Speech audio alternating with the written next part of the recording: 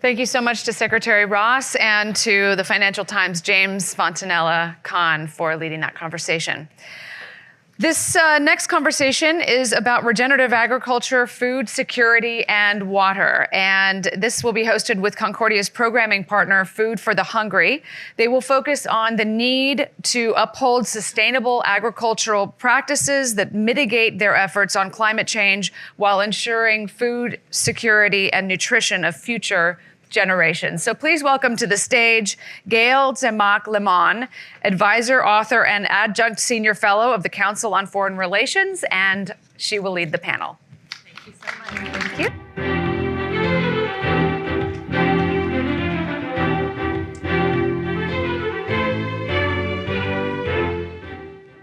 Welcome and good afternoon to everyone. I'm really delighted to be here. I could not be with a better group of panelists to talk about things that you might say, exactly how does this relate to everything else we're talking about? But when we talk about regenerative agriculture, food security, water, it's all about how do people live lives of dignity?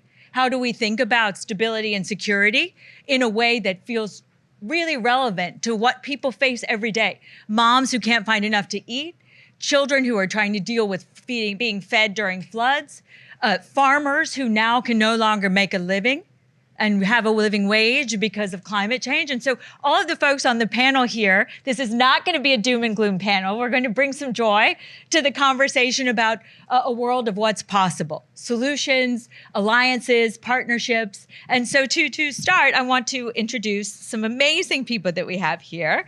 We have Madhu from Coca-Cola, and Alex, who is now at the running the Newman's Own Foundation, but actually also had come from MIT. So we can ask her lots of questions about that life also.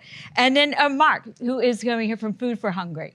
And all of these folks have really spent a lot of time both at the front lines of these challenges, as well as thinking through how do we think about scalable solutions to these challenges. So I want to start, Mark, you have been thinking a lot about leveraging regenerative agriculture. How do you think about long-term food security and regenerative agriculture? And also tell us what we actually mean by regenerative agriculture, because some folks in the audience will say, I see lots of syllables and vowels, but I don't know what you're actually talking about in terms of human lives. Sure, it's hard with a handhold if you're Italian trying to talk with your hands, but I'll do my best. It's a great honor to be on this panel. You know, Alex has done some tremendous pioneering work at MIT that we're all admiring. Coca-Cola has been a strong partner across the development space, and we're grateful to you and the company. Yeah, you know, at the end of the day, it all comes down to people, right? Do people have enough to eat? Do they know they'll have enough to eat next week, next month? Can they count on a productive and social safety net, or are they on their own? And because of that challenge, we really focus, and we think it's really important for the sector to focus on resilience. And by resilience, we mean being able to mitigate and manage multiple shocks and crises, stresses, and other types of challenges that come at people, come at communities in unexpected ways. Yeah. And it's one constant. It's a constant. So years of development interventions and financing can set people back in the course of a week or a month. So at Food for the Hungry, we think what's important about regenerative agriculture is really first and foremost upfront building in resilience. What do we mean by resilience? It's just like you or me and our families. Three things we try to build in terms of capacities. One, absorptive capacity, being able to withstand and absorb a shock that you didn't expect and have it not knock you down, not knock you out. Two, going beyond that, adaptive capacity. Can you adjust? Can you pivot? Can you, for example, with farmers, can you change to another value chain? From farmers, like people we work with in the Philippines, been farmers for multiple generations. Because of climate change and erosion, they pivoted and had to end up becoming agriculturalists, something they hadn't done in generations. And lastly, transformative capacities, which is really about making sure you can adjust systems so they can accommodate and go to scale and overcome these things. So that's kind of what we're working on. We see that in Bolivia. We have a partnership with Coca-Cola in Bolivia called Conagua. You fund us there, but what's exciting about that, it's a consortium of local NGOs, but also 50% of the funding comes from local businesses and local communities. That leads to sustainability and adoption, and so you really pioneered that work. Thank you. And I think when we, for example, we saw Pakistan floods, the first thing I thought of was how many girls will now be out of school, right? When you think about these events and what it means for people to take a hit and get back up, and how transformative in a negative way it can be without resilience, right? So I think we just want to connect that to the human side of all of this, because we can start speaking in language that actually ends up meaning very little. And all of these folks on this stage spend a lot of time looking at how do you make people's lives better using these technologies. And Alex, I want to come to you next, and then we'll come talk about Coca-Cola.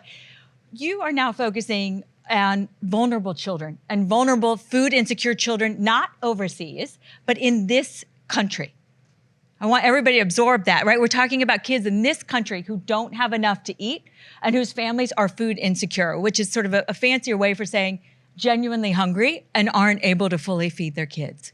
And that is what Newman's Own is working on. So tell me, what does that phrase mean to you when you're thinking about food justice? And how do you see the work ahead? Thank you so much, Gayle, and thank you to everyone for being here and on this panel. I'm Amouyel. I'm the president and CEO of Newman's Own Foundation, and our mission is to nourish and transform the lives of children facing adversity. So one statistic, about 18% of children in the US do not have enough nutritious food to eat. So that means millions of children going to school hungry. That's almost 20. I mean, that's a significant number. I just want to pause on that, right? 1 in 5 American kids. Yeah. Millions going to school hungry or going to bed hungry. Millions with diets of poor nutritional value. It has huge impact on capacity to learn in school and on their future potential. There's many other sort of negative downstream effects to that, unfortunately. That number 1 in 5 is significantly higher for Black, Brown, and Indigenous kids. So we work primarily around school nutrition, Indigenous food justice, and children with serious illnesses. Those are 3 programmatic areas. I'm happy to chat more about any of those in later questions. But I think what we really mean about food justice is, at the simplest level is no kid goes to school hungry or goes to bed hungry, right? That's its simplest definition.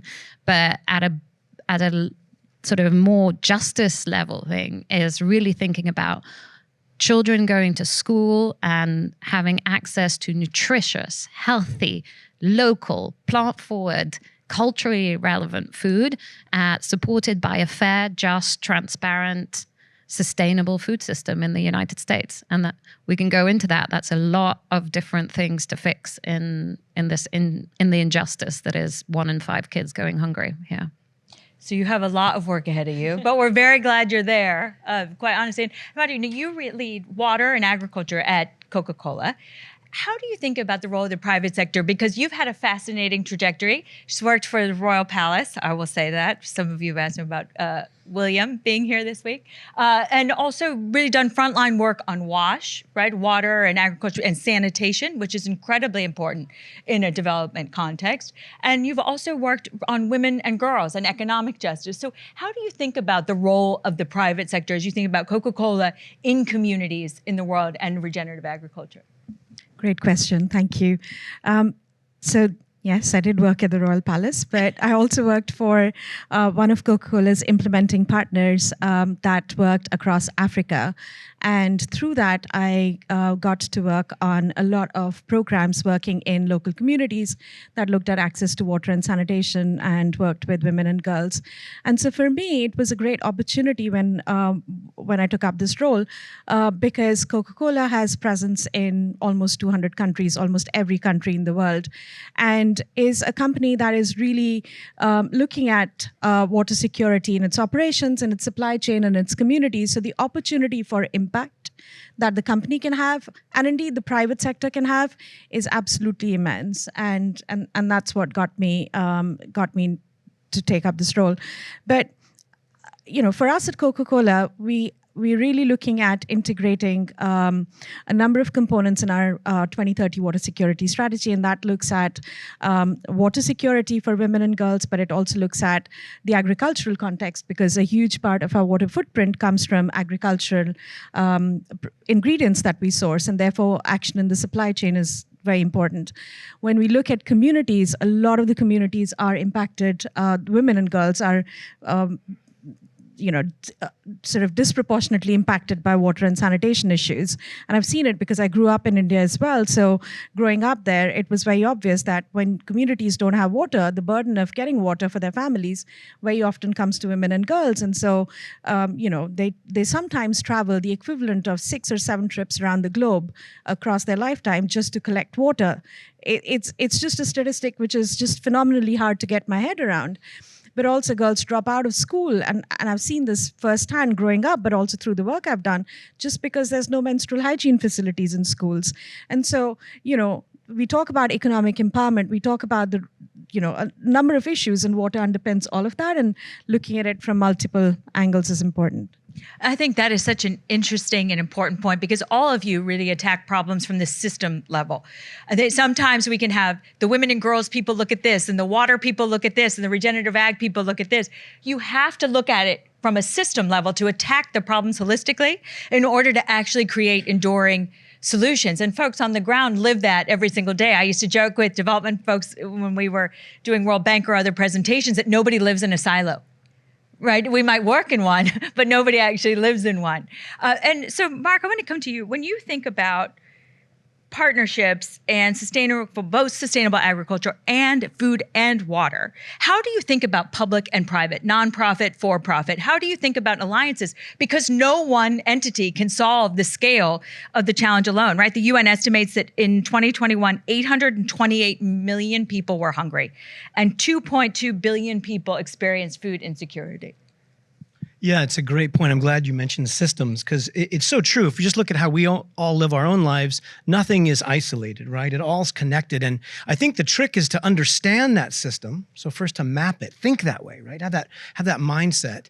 And then where partnerships come in, both at the local level with farmers groups or community groups or local private sector or international private sector, and even academia, to figure out, all right, if we look at the system as a whole, what's causing this inequality or this deficit? And if we pull on this lever, what happens throughout the system? And it can come from the policy level, it can go to access, can go to education. And I love that you mentioned water, Madhu, because I think, water sometimes is forgotten as part of the agriculture production value chain, in that, if you don't have access to clean water, girls are going to get clean water.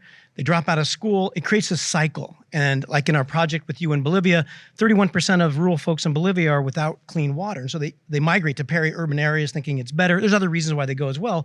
And then it's just as bad, if not worse. So what we try to do is we try to take a systems approach focused on resilience, those 3 capacities, and then human-centered design thinking, making sure that we put the people that we serve at the core of deciding what they want, what they'll adopt, what will be sustainable, what will change their lives.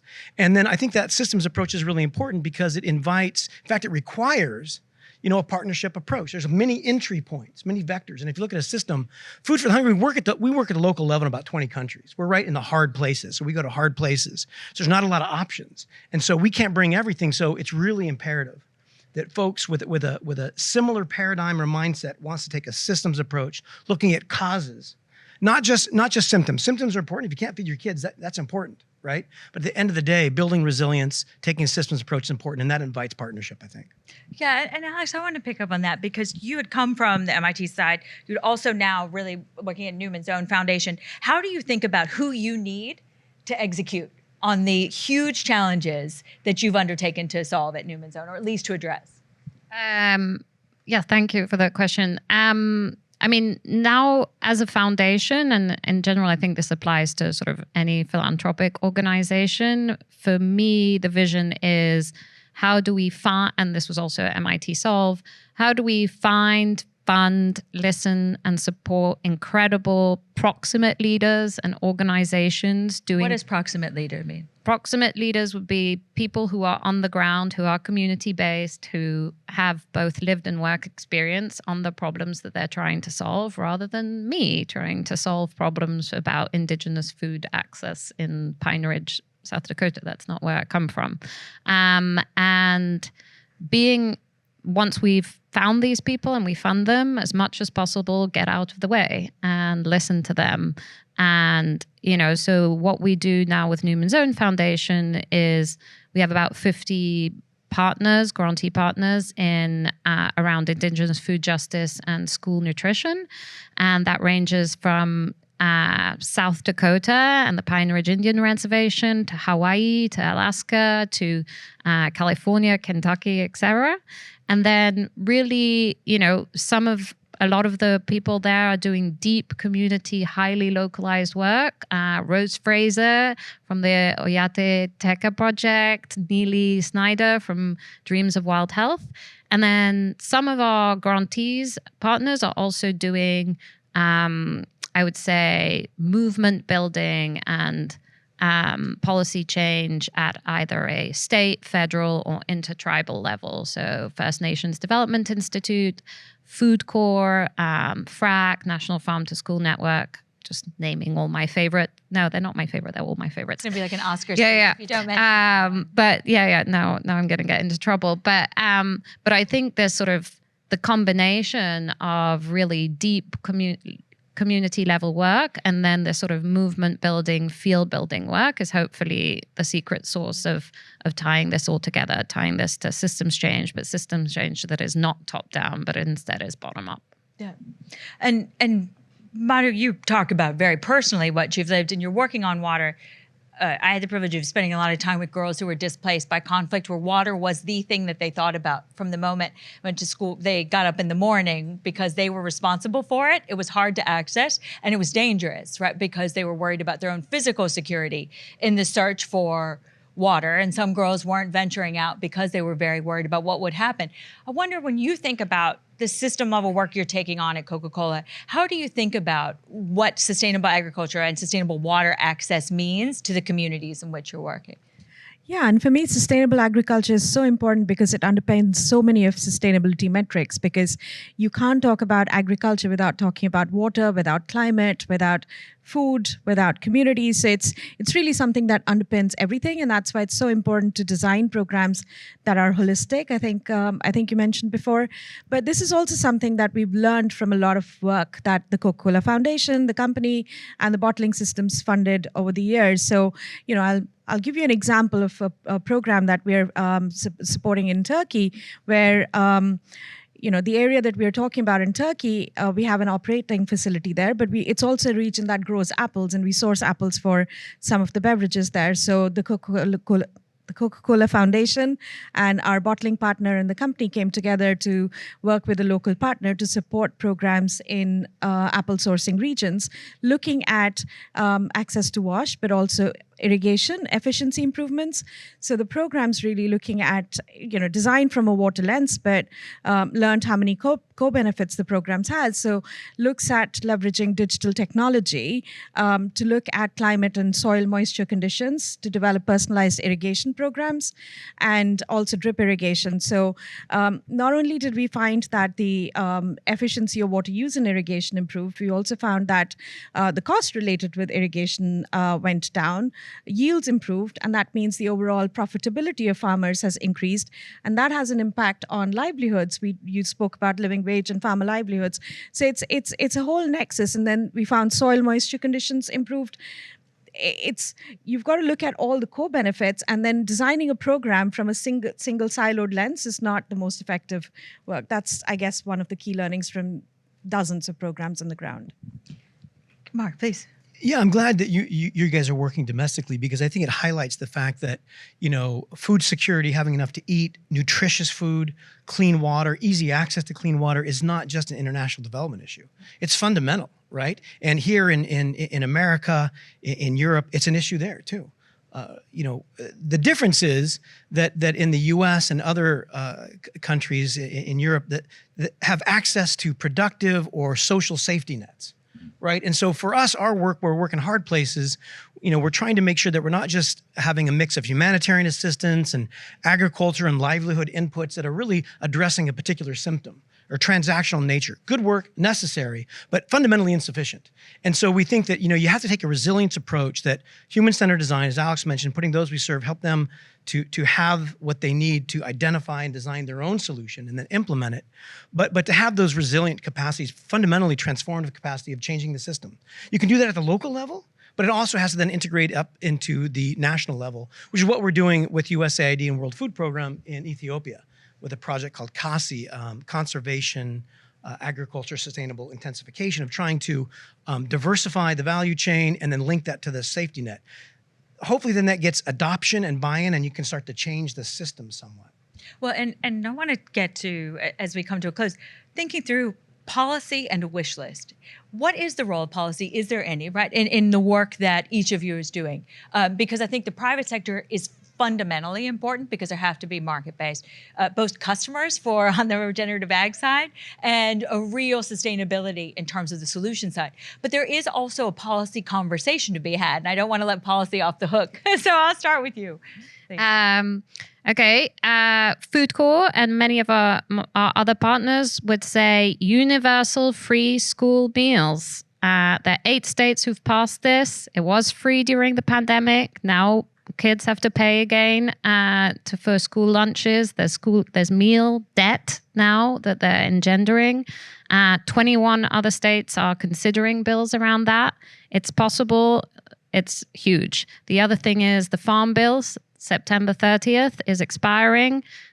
Huge problem for many communities when it does, especially native tribes, and adding more provisions for Indian reservations and tribes to be able to get the benefits that other people in this country have access to, but that tribes do not, is hugely important as well. That's excellent. And, it's interesting. So I remember qualifying for free breakfast as a kid and being so embarrassed to go get it. Because I think the other part of that is getting the stigma off, being one of those people who go, right? By making it free, you don't know who's paying and who's not, right? And that is part of it. And you don't pay for math class. You don't pay to get on the bus. So why are we making the kids pay for food? It makes no sense. And it helps those who need it feel much more comfortable accessing it if we don't charge for it. I want to get Mark quickly on the policy side, and then I want Madhu to close this out. Yeah, I'm glad you mentioned the farm bill, because we at Food for the Hungry and almost all of our peers are actively and aggressively trying to advocate for the farm bill, and it's a little bit under threat.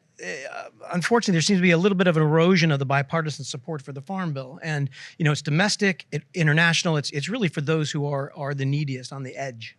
And so we really need to pass that farm bill. So do whatever you can to help us get that thing passed. So that's important domestically, for America's part. But I think also, we work in 20 countries. Every policy environment is different. But I think making sure that the policy environment is inclusive and enfranchising, so that folks at rural levels doing agriculture on the periphery and peri-urban areas are enfranchised into the social and productive safety net. That policy provisions look different in each country, but lead with that, lead with resilience. I think that makes a difference because, sustainability is important. Sustainability is really nothing more than trying to provide for the needs today without sacrificing our ability to provide the needs tomorrow. But, then things happen. Yeah. Crises. Oh. I've got a kid in college.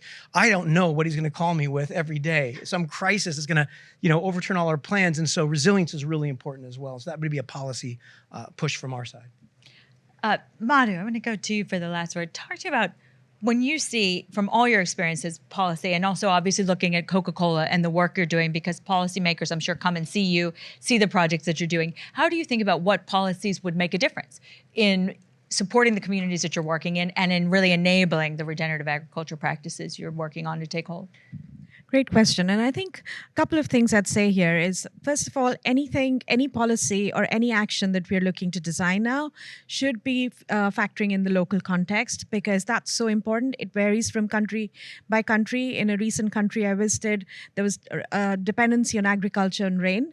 And so irrigation infrastructure was very limited. And the larger farms had irrigation infrastructure, but smallholder farmers, and you're really talking about farmers that are surviving on a day-to-day basis, did not have access to irrigation infrastructure, and that meant their yield was impacted. So designing inclusive policies that are relevant to the local context is very important. And the second thing is, and this is for policymakers, companies, anyone that's designing programs, very often we are thinking about risk today, but as we talk about resilience, we have to factor in risk and how it's going to change over the coming years and the next decade. And some of those tools that will help us do that don't currently exist. So perhaps looking at what are the tools and the enablers that will really help. What is your wish list? What would That you is think my would make- wish list, looking at how climate risk is going to evolve over countries over the next 10, 15 years, so that we can factor in some of that into decisions that are made today would be useful. Yes, and we're living in this moment of permanent transition, right? And I just had a conversation with some McKinsey folks who were talking about how nothing you previously counted upon can be counted upon again. And I think looking at people's lives against that backdrop is really critical. Well, this has been an incredible conversation. Thank you. I want to thank Thank you. Madhu, Mark, and Alex for joining us, and thank you to all of you. Thank you.